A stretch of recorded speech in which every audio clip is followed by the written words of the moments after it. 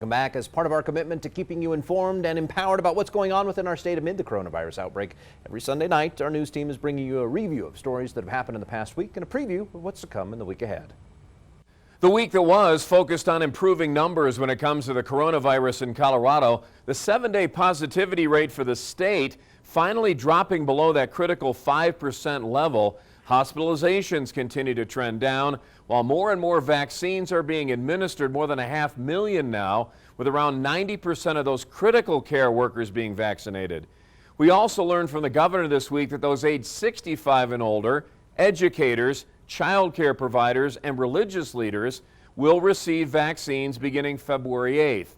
Nationally, the federal government plans to purchase another 200 million vaccines, 100 million each from Pfizer and Moderna, while Johnson & Johnson announcing on Friday they will submit an emergency authorization request from the FDA within the next week. Their one-dose vaccine showing a success rate of more than 75%. Of course, the key to success here and across the country, says Governor Polis, increasing the supply from the feds, as FEMA has now directed the Defense Department to analyze and then try and speed up the distribution process to a wider number of Americans.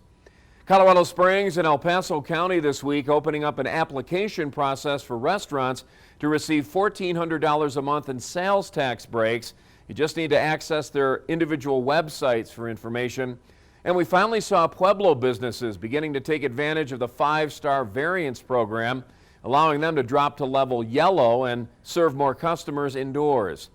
While the news continues to trend in a positive direction, health leaders insist this is not the time to let our guards down. Still focusing on the 3 W's, wear a mask, watch your distance, and wash your hands frequently. Always watching out for you, I'm Rob Quirk. Also watching out for you, I'm Elizabeth Watts. So the look ahead at some of what you'll see here on News 5 this week. The jury will soon be set in the murder trial for Dante Lucas. He's accused of killing his pregnant ex-girlfriend, Kelsey Schelling. Her body was never found. We will be in the courtroom as opening statements are made, bring you updates throughout the trial. Also, admitted Planned Parenthood shooter Robert Deere back in court. He's been deemed mentally incompetent to stand trial every 90 days for years. We'll let you know what happens in the courtroom this week. On Thursday, I'm introducing you to Kingdom Fit, or Faith in Training, as we work to rebound from the effects of the pandemic, how the gym owner and former addict who once attempted suicide is helping others struggling find their faith and their fitness to keep on going, and how some don't even have to pay for their sessions. We have these stories and so much more coming up on News 5 this week. We'll see you then.